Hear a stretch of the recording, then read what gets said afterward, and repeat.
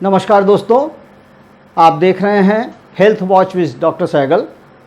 मैं डॉक्टर अजीत सहगल आप सबका स्वागत करता हूं और आज हम एक ऐसी बहुत ही कॉमन प्रॉब्लम के बारे में बात करने वाले हैं जिससे मैं समझता हूं कि पूरे दुनिया में एक बहुत बड़ी जनसंख्या ग्रसित है और वो है घुटने का दर्द या घुटने की ऑस्टियोआर्थराइटिस, जिसको हम कहते हैं घुटने का गठिया, उम्र का गठिया। दोस्तों, मैं आपको ये बताना चाहता हूँ कि बहुत से लोग कह देते हैं कि मुझे गठिया हो गया। तो सबसे पहले ये जानना जरूरी है कि गठिया होता क्या है। किसी भी जोड़ में दर्द हो सकता है, वो गठिया नहीं है। उसको हम आर्थ्रैल्जिया कहते हैं कि हमें जोड़ में दर्द हो गया है। लेकिन कब कहेंगे कि हमको आर्थराइटिस हो गई है? जब हमारे जोड़ की आर्टिकुलर सरफेस, हड्डी के जो जोड़ होते हैं, जो जोड़ के अंदर जो हड्डी होती है, उसमें एक चिकनी सतह होती है जिसको हम आर्टिकुलर कार्टिलेज कहते हैं। और जब ये घिसने लगते हैं, हड्डियों में रगड़ होने लगती है, तब वो कार्टिलेज अपने जगह से छिल जाते हैं, हड्डियों में नोक बननी शुरू हो जाती है। ये जो कंडीशन होती है इसको हम ऑस्टियोआर्थराइटिस कहते हैं। दोस्तों, ऑस्टियोआर्थराइटिस भी दो तरीके की हो सकती है। एक प्राइमरी ऑस्टियोआर्थराइटिस जो उम्र के वजह से होती है, इसके बारे में अभी आपको डिटेल से बताऊंगा। और दूसरी होती है सेकेंडरी ऑस्टियोआर्थराइटिस, जो कभी मान लीजिए जोड़ में चोट लगी हो, कोई फ्रैक्चर हो गया हो और वो फ्रैक्चर का असर जॉइंट तक पहुंच गया हो, वो फ्रैक्चर जुड़ गया हो, लेकिन उसके जुड़ने का जो खराब असर होता है जोड़ पे, उसके वजह से ऑस्टियोआर्थराइटिस हो जाती है। अब ऑस्टियोआर्थराइटिस जो है वो किन किन जोड़ों पे हो सकती है, किन किन हड्डियों में हो सकती है? तो जो सबसे कॉमन है वो है घुटना। इसके बाद हम लोग देखते हैं हाथ की जो ये छोटी हड्डियां होती हैं, इनमें ऑस्टियोआर्थराइटिस हो सकती है।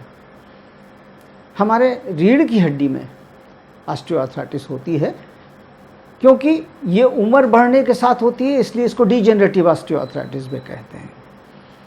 ये कूल्हे में भी हो सकती है। मैंने अभी आपको बताया कि ऑस्टियोआर्थराइटिस तब होती है जब हमारे आर्टिकुलर कार्टिलेज पे इसका असर हो, वो घिस जाए। तो कभी कभी आप पूछेंगे कि जोड़ों पे सूजन क्यों हो जाती है, जोड़ों में लोग कहते हैं पानी क्यों आ जाता है। तो वो इस वजह से आ जाता है कि जोड़ के चारों तरफ जो झिल्लियाँ होती हैं उनको हम कैप्सूल कहते हैं, उनको हम साइनोवियम कहते हैं। और इस साइनोवियम में अगर सूजन आ जाए तो उसको हम साइनोवाइटिस कहते हैं। और साइनोवाइटिस के कंडीशन में जोड़ में पानी आ सकता है। ऑस्टियोआर्थराइटिस में भी जोड़ में पानी आ सकता है, लेकिन बहुत कम देखा गया है कि ऑस्टियोआर्थराइटिस में बहुत ज़्यादा पानी नहीं होता है, थोड़ा मोड़ा पानी आ सकता है और जोड़ में थोड़ी सूजन आ सकती है। तो दोस्तों, ये जानना ज़रूरी है कि ऑस्टियोआर्थराइटिस स्त्रियों में ज़्यादा होता है या पुरुषों में ज़्यादा होता है। तो एक बहुत गहन अध्ययन के बाद ये देखा गया है कि स्त्रियों में ऑस्टियोआर्थराइटिस ज़्यादा होता है और जल्दी होता है। जैसा कि आप सभी जानते हैं कि स्त्रियों में रजोनिवृत्ति होती है, जिसको हम मीनोपॉज कहते हैं। और मीनोपॉज की एज जो है वो 45 के आसपास की होती है। कभी किसी को 42 में मीनोपॉज होता है, कभी किसी को 46 में मीनोपॉज होता है। ये जो मीनोपॉज का असर है, इसके वजह से हड्डियों का क्षरण होता है। क्यों? क्योंकि उस समय हार्मोनल चेंजेस होते हैं स्त्री की बॉडी में, ऑस्ट्रोजन की कमी हो जाती है, उसके वजह से ऑस्टियोपोरोसिस होती है, हड्डियां कमज़ोर होने लगती हैं। और आप सभी जानते हैं कि knee joint is a weight bearing joint, हमारे पूरे शरीर का वजन घुटने पर पड़ता है। अब अगर हमारी हड्डियां मजबूत नहीं हैं, कमज़ोर हैं, तो घुटने पे वजन कैसे बर्दाश्त करेंगी? तो क्या होगा?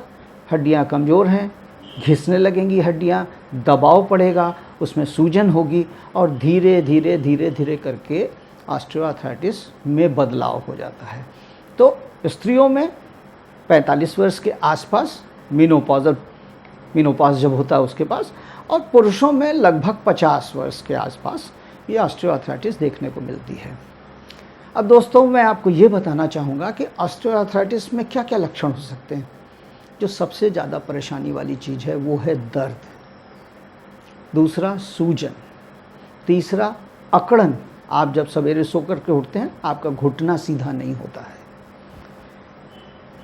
चौथा जो सबसे बड़ी परेशानी है कि आवाज़ आने लगती है घुटनों में। लोग आके कहते हैं मैं चलता हूँ तो मेरे घुटने से कड़कड़ की आवाज़ सुनाई पड़ती है। कड़कड़ की आवाज़ क्यों होती है? क्योंकि जो चिकनी सतह है आर्टिकुलर कार्टिलेज की वो घिसी हुई है, वो रगड़ रही है, उसके वजह से आवाज़ आती है। कमजोरी भी महसूस हो सकती है, जोड़ के आसपास की मसल्स मांसपेशी पतली हो सकती हैं, रात की नींद गायब हो सकती है, आप रोज़मर्रा के काम करने में असमर्थ हो सकते हैं, वो बहुत बड़ी परेशानी है। दोस्तों भी मैंने आपको बताया कि ऑस्टियोआर्थराइटिस में अगर जो शुरुआती लक्षण होते हैं वो होते हैं कैप्सूल से कैप्सुलाइटिस होती है, साइनोवियम की साइनोवाइटिस होती है, लेकिन धीरे धीरे करके उनका असर हड्डियों पर होना शुरू होता है। जब हड्डियों पर होना शुरू होता है तो उसको हम ग्रेड 1 ऑस्टियोआर्थराइटिस कहते हैं। इस समय तक अभी हमारे हड्डियों पे पूरा असर नहीं आया है, ये शुरुआत के लक्षण हैं। फिर ग्रेड 2 ऑस्टियोआर्थराइटिस होती है, उसमें क्या परेशानी होती है? ये सारे सिम्टम होते हैं, जोड़ों में रगड़ शुरू हो जाती है, जोड़ों में दर्द और सूजन बढ़नी शुरू हो जाती है, काम काज करने में और दर्द होने लगता है, और एक्सरे अगर कराया जाए तो ये लगता है कि जोड़ों के बीच की जो डिस्टेंस है, जो गैप है, वो कम हो रहे हैं। मैं यहाँ एक मॉडल रखा हूँ नी जॉइंट का, जो मैं आप सबको दिखाना चाहूँगा कि अगर हम देखें तो हमारी ये हड्डी है जिसको हम फीमर कहते हैं, ये हड्डी है जिसे हम टीबिया कहते हैं, और ये हड्डी है जिसे हम फिबुला कहते हैं। ये पूरा जोड़ है, और ये सामने की जो चक्की होती है इसको हम पटेला कहते हैं। तो जब ये बीच की मिनिस्कस इसको हम कहते हैं, जो दो जोड़ में हड्डियों के बीच में होता है, ये हमारा जो है वो शॉक एब्जॉर्बर जैसा काम करता है। तो ये जब घिसने लगते हैं, हड्डियां घिसने लगती हैं, तो ये जोड़ का स्पेस कम हो जाता है और इस पर रगड़ मालूम पड़ती है, चारों तरफ के लिगामेंट टाइट होने लगते हैं। अब तीसरी स्टेज की बात करें तो तीसरे स्टेज में जोड़ एकदम ही ख़त्म होने लगता है, और उस समय पैर टेढ़े होने शुरू होते हैं, जिसको हम कहते हैं बो लेग हो रहा है, वायरस हो रहा है। आपने बहुत से लोगों को देखा होगा जिनके पैर ऐसे गोल होते चले जाते हैं, उनका घुटना ऐसे हो गया और वो गोल होकर के ऐसे चलते रहते हैं। ये बो लेग की शुरुआत होती है। और जो चौथा स्टेज होती है वो बहुत ही ख़तरनाक है, जिसमें हड्डियाँ पूरे तरीके घिस चुकी होती हैं, जोड़ टेढ़े मेढ़े हो जाते हैं, आगे पीछे हो जाते हैं, चलने पे डिसबैलेंस होता है आदमी, उनको होल्ड नहीं रहता है कि वो सीढ़ी पर उतरेंगे तो लगेगा कि पैर आगे निकल जाएगा। तो ये 4 प्रकार के परेशानियां हो सकती हैं। तीसरे और चौथे तरीके की जब ऑस्टियोआर्थराइटिस की स्टेज होती है, उस समय जब जोड़ कम हो जाते हैं तो हड्डियों में रगड़ के वजह से बोनी स्पाइक्स बन जाते हैं, जिन्हें हम ऑस्टियोफाइट कहते हैं या स्पर कहते हैं, और ये रगड़ का एक कारण बनते हैं। तो दोस्तों इन चारों तरीके के ऑस्टियोआर्थराइटिस के बारे में मैंने आपको बताया। अब मैं बात करूंगा कि हर स्टेज पे अलग अलग ट्रीटमेंट होते हैं। अभी मैंने आपको ये बताया कि घुटना हमारा वेट बेयरिंग जॉइंट है। इसका सबसे बड़ा मतलब ये है कि आपका वज़न कंट्रोल होना चाहिए। अगर आप ओबीज़ हैं, आपका वज़न बहुत ज़्यादा है, आपका घुटना अगर जो है आपका 60 किलो का वज़न बर्दाश्त करने लायक है और आप 120 किलो हो जाएंगे, तो आप खुद ही समझ लें घुटना कराहेगा, चिल्लाएगा कि अब बस करो। तो ध्यान रखें कि सबसे पहला आपको अपना वेट कंट्रोल करना है, प्रॉपर डाइट लेना है। अगर आपको डायबिटीज़ है, अगर आपको ब्लड प्रेशर है, तो आपको अपनी पूरी कंट्रोल रखना होगा, शुगर को कंट्रोल करना होगा, क्योंकि ये सारी चीज़ें रिफ्लेक्शन में परेशान करती हैं। अगर आप डायबिटिक हैं, आप ऑस्टियोपोरोटिक होंगे, हड्डियां कमज़ोर होंगी। तो ये जो सारी चीज़ें हैं जिनको हम कहते हैं कि डायबिटीज़ हुआ, हाइपरटेंशन हुआ, ये सारी ऐसी बीमारियां हैं जो हमको अलग अलग तरीके से परेशान करती हैं। तो हमें इन बीमारियों को कंट्रोल करना होगा। थायराइड है तो उसके लिए दवा लेना होगा। और दूसरी चीज़, अगर हम ग्रेड 1 पे हैं तो इस स्टेज पे आपको सबसे पहले तो या बर्फ़ से या गर्म पानी में नमक डाल के या गर्म पानी की बोतल से सिकाई करना है। और सबसे ज़्यादा फ़ायदा आपको होगा कसरत करने से। घुटने की कसरत आपको किसी फिजियोथेरेपिस्ट से सीखना होगा, एक आर्थोपेडिक सर्जन के ट्रीटमेंट में रह करके अपना इलाज कराना होगा। क्योंकि अगर आप ये सोचते हैं कि आप दवा की दुकान पर जा कर के दर्द की दवा ले लें, खा लें और ये घुटना ठीक हो जाए, तो ये ठीक होने वाला नहीं है। दर्द की दवा खाने से अगर आप 20 दिन खाएंगे तो ये 25 दिन दर्द ठीक होगा, लेकिन उसके बाद फिर हो जाएगा। लेकिन आप अगर लगातार ऐसे दवा खाते रहेंगे बिना प्रॉपर कंसल्टेशन से, तो आप निश्चित जाने आपके लीवर किडनी पे असर आना शुरू हो जाएगा। इसलिए सेल्फ मेडिकेशन बिल्कुल ना करें।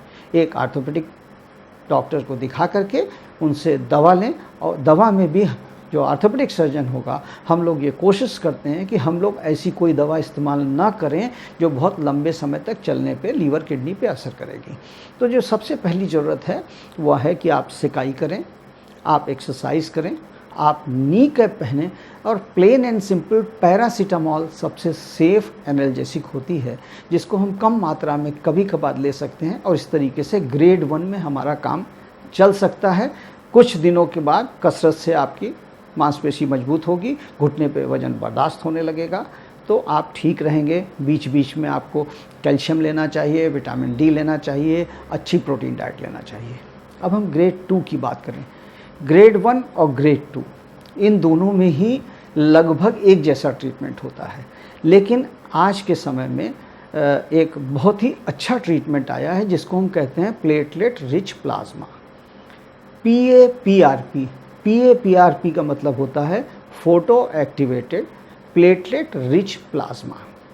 इस इलाज में 10-10 दिन पे 3 इंजेक्शन लगाए जाते हैं, और फिर 1 महीने के बाद 1 इंजेक्शन लगाया जाता है, और इन 4 इंजेक्शन लगाने के बाद काफ़ी हद तक जोड़ के दर्द ठीक होते हैं। एक्सरसाइज आपको करनी होती है और दर्द की दवा की ज़रूरत नहीं पड़ती। जो सबसे इम्पॉर्टेंट बात है कि इसमें आपके खून के द्वारा ही आपका इलाज होता है। जैसे जांच के लिए खून लिया जाता है, उसी प्रकार से खून लिया जाता है, अलग अलग मशीनों में डाल करके प्लाज्मा निकाला जाता है, उसका फिर एक्टिवेशन किया जाता है। क्यों? क्योंकि अगर प्लेटलेट रिच प्लाज्मा आपने निकाला है और उसको एक्टिवेट नहीं किया है, तो जो अल्फ़ा ग्रेन्यूल्स होते हैं प्लेटलेट में, वो फटते नहीं हैं, रप्चर नहीं होता उनका। अगर उनका रप्चर नहीं होगा तो जो ग्रोथ हार्मोन्स होते हैं वो रिलीज़ नहीं होते। तो प्लेटलेट रिच प्लाज्मा जो होगा उसको एक्टिवेट करना बहुत ज़रूरी होता है, जिससे सारे ग्रोथ फैक्टर्स रिलीज़ हो जाएं। उसमें लगभग 8 ग्रोथ फैक्टर्स होते हैं जो रिलीज़ होते हैं तो उसको जब लगाया जाता है और एक्सरसाइज किया जाता है तो बहुत ही अच्छे कारगर रिजल्ट देखने को मिले हैं, जो काफ़ी लंबे समय तक काम करते हैं, और कभी साल में कभी 2 साल में दोबारा लगाने की ज़रूरत पड़ सकती है। ये ध्यान रखना चाहिए कि दर्द की दवा बहुत लंबे समय तक नहीं खाना चाहिए, नहीं तो लीवर किडनी पे उसका असर आता है। आइए बात करते हैं हम ग्रेड 3 में, जब हमारे जोड़ ख़त्म हो गए, पैर थोड़े थोड़े टेढ़े होने लग गए, ऐसे स्टेज में एक ऑपरेशन किया जाता है जिसको हम कहते हैं हाई टिबियल ऑस्टियोटमी। अब हाई टिबियल ऑस्टियोटमी में ये हाई टिबियल मतलब इस जगह पे, यहाँ पे जोड़ जो है वो सट जाता है इस तरीके से, तो यहाँ एक चीरा लगाया जाता है। चीरा लगाने के बाद इसको ओपन किया जाता है, वेज को ओपन करते हैं और यहाँ से यहाँ तक प्लेट लगा देते हैं, तो ये जो जोड़ होता है जो इस तरीके से दबा होता है वो जोड़ खुल जाता है और ये मूवमेंट होने लगता है। ये जो प्लेट आती है इसमें कई तरीके की प्लेट आती है, और मैं आपको दिखाना चाहूँगा कि ये एक प्लेट मैंने डिज़ाइन किया है जो ऑलरेडी पेटेंट के लिए पड़ी हुई है, और ये प्लेट जब पेटेंट होकर के मार्केट में अभी भी है, इस्तेमाल हो रही है, मैं भी कर रहा हूँ, बहुत से आर्थोपेडिक सर्जन्स कर रहे हैं, ये मार्केट में मिल रही है, और इसकी लागत बहुत ही कम है। जॉइंट रिप्लेसमेंट से लगभग 25% के खर्च पे ही ऑपरेशन हो जाता है, और काफ़ी लगभग 10 से 15 साल तक जोड़ मेंटेन रहता है और जोड़ बदलवाने की नौबत नहीं आती है। अब मैं बात करूँगा कि ग्रेड 4 के लिए, तो ग्रेड 4 जो होता है उसमें लगभग पूरा आर्टिकुलर कार्टिलेज ख़त्म हो जाता है, डिस्ट्रक्शन हो जाता है। ऐसे में सिवाय टोटल रिप्लेसमेंट के दूसरा कोई भी रास्ता नहीं बचता है। तो कभी इस बात से नहीं भागना चाहिए कि हम क्यों अपना घुटना बदलवाएं। देखिए, एक स्टेज पे आके जब इतनी सीरियस बात हो गई है, जोड़ पूरा ख़त्म हो गया है, हम बाथरूम नहीं जा पा रहे हैं, हम चल नहीं पा रहे हैं, ऐसे स्टेज में टोटल जॉइंट रिप्लेसमेंट का बहुत अच्छा इंडिकेशन है वो, और उसको ठीक से कराने पे उसके रिजल्ट बहुत अच्छे हैं। एक बार कराने पे लगभग वो 15 साल तक कार्य करता है। डॉक्टर साहब, यहाँ दो प्रश्न उठता है। एक तो जो मन में प्रश्न आ रहा है वो ये है कि क्या हड्डियाँ बढ़ती भी हैं, क्या जॉइंट्स के पास की हड्डियाँ बढ़ती हैं? कई बार लोगों को भ्रम होता है कि मेरा हड्डी बढ़ गया, इससे दर्द हो रहा है, ये हो गया, वो हो गया। क्या ऐसी स्थिति बॉडी में कहीं पर आती है? आप ठीक कह रहे हैं कि ग्रेड 3 ऑस्टियोआर्थराइटिस जब होती है तो घुटने के आसपास की हड्डी बढ़ती है, जिसको हम ऑस्टियोफाइट कहते हैं। इसी तरीके का बदलाव हमको काफ़ी लोगों में देखने को मिलता है रीढ़ की हड्डी में, और उसके वजह से क्या होता है कि रीढ़ की हड्डी में जब ऑस्टियोफाइट बन जाते हैं तो रीढ़ की हड्डी का मूवमेंट कम हो जाता है, और उसके वजह से वो बहुत पेनफुल रहता है, क्योंकि बड़ी स्टिफनेस रहती है। जिसके रीढ़ की हड्डियाँ बढ़ी होती हैं, वो व्यक्ति जब सो करके सवेरे उठता है तो उसको लगता है जैसे उसका पूरा शरीर अकड़ा हुआ है। तो रीढ़ की हड्डियाँ बढ़ती हैं और जोड़ के अराउंड बढ़ती हैं, और उम्र बढ़ने की वजह से बढ़ती है, जिसको हम डीजेनरेटिव चेंजेस कहते हैं। उसका इलाज क्या होता है? उसका इलाज जो है, मैंने आपको बताया कि जो घुटना है, घुटने में डीजेनरेटिव चेंजेस हो जाते हैं, तो एक तो हम लोग ग्रेड 1 में फिजियोथेरेपी करते हैं, पीआरपी लगाते हैं, ग्रेड 2 में एसटीओ से करते हैं, हाई टिबियल ऑस्टियोटमी करते हैं, और उसके बाद भी वाली स्टेज है उसमें ग्रेड 4 में जो है वो टोटल रिप्लेसमेंट किया जाता है। लेकिन जब हम रीढ़ की हड्डी की बात करते हैं तो रीढ़ की हड्डी में डीजेनरेटिव चेंजेस जब होते हैं तो उससे बहुत प्रॉब्लम होती है। दो हड्डियों के बीच में जो डिस्क होती है, वो डिस्क भी कभी कभी उसमें भी सूजन आ जाती है, बड़ी बड़ी स्टिफनेस वाली स्थिति होती है कि सवेरे सो करके उठ रहे हैं तो करवट नहीं बदल पा रहे हैं, इस तरीके की परेशानियां होती हैं। लेकिन रीढ़ की हड्डी के जो ऑस्टियोफाइट बनते हैं उनसे निजात पाना बहुत मुश्किल होता है। फिजियोथेरेपी ही उसका एकमात्र इलाज रहता है, और फिजियोथेरेपी से वो कंट्रोल में रहते हैं। कुछ हल्की फुल्की दवाएं भी चलती हैं। तो रीढ़ की हड्डी में डॉक्टर साहब अगर ऐसा होता है तो क्या ऑपरेशन भी कुछ केसेस में किए जाते हैं? उनका सक्सेस रेशियो कितना है? ऑस्टियोआर्थराइटिस एक लेवल पे अगर होती है तब तो समझ में आता है, लेकिन अक्सर ये देखा जाता है कि इस तरीके के डीजेनरेटिव चेंजेस जो होते हैं वो पूरे रीढ़ की हड्डी में होते हैं, कमर से लेकर के और ऊपर गर्दन तक।